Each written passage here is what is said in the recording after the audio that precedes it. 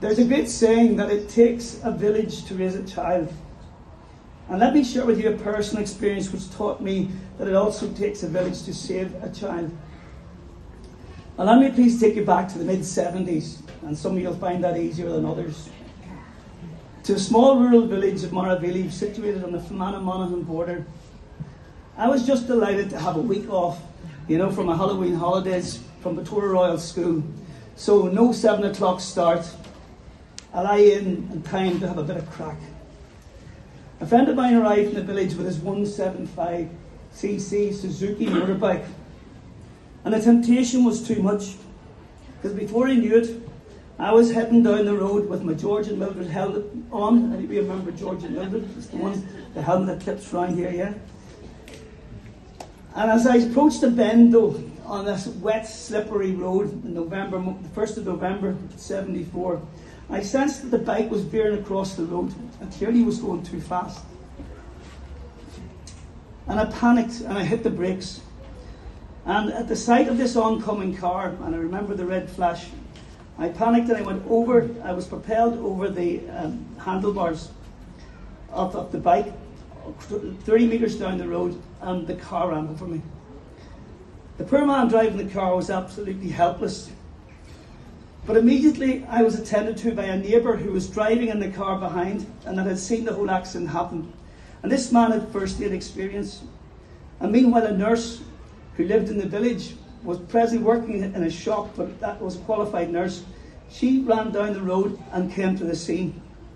And as a consequence of these two people's knowledge and experience, they knew to move me correctly from underneath the vehicle. They made a stretcher out of the backseat of a car, and they got me into a car and got me up to Maravili to meet the ambulance. Now that day I ended up with a southern doctor and a crew from the north of Ireland. So we had the south and the north coming together to try and save a child. I was blue lighted to the Aaron Hospital, and after receiving 10 pints of blood, I was taken immediately to McConkey Hospital, where a wonderful surgeon, Miss Law, carried out 3.5-hour operation. I had major facial surgery, and she later told me that my top 6 vertebrae were crushed and were only 3 millimetres from snapping my spinal cord. If I had not been handled so cautiously by the folk at the scene, I most likely would have been paralysed from the neck down. So you see, it took a village to save a child.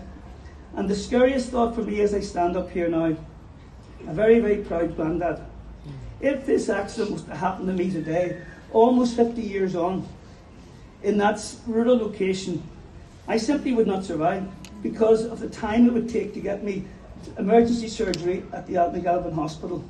And surely this cannot be right. Having survived my accident and had a wonderful time in sport, can I just congratulate all those local individuals and sporting bodies who have given their voice and their support to the SOAS team, highlighting the vital need for emergency surgery for a huge sporting community in Fermanagh. I see Neil Jardine mentioned about 5,000 soccer players. When you think of all the Gaelic players and the soccer players, the rugby players, this is one game that I think none of us can afford to lose.